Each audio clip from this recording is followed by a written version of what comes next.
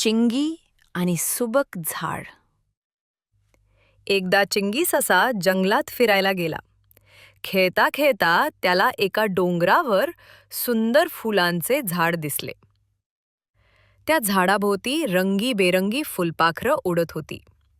चिंगीला फार आश्चर्य वाटलं. इतकं सुंदर झाड मी कधी पाहिलं नाही. त्याने झाडाला विचारलं, तू इतकं सुंदर कसं दिसतोस? झाड हसून म्हणालं, मी रोज सूर्याचं स्वागत करतो, पावसाचं आभार मानतो आणि माझ्याकडे येणाऱ्या सगळ्यांना आनंद देतो. चिंगीला खूप आवडलं हे ऐकून. तो रोज झाडाजवळ यायला लागला. त्याच्याशी गप्पा मारायला लागला.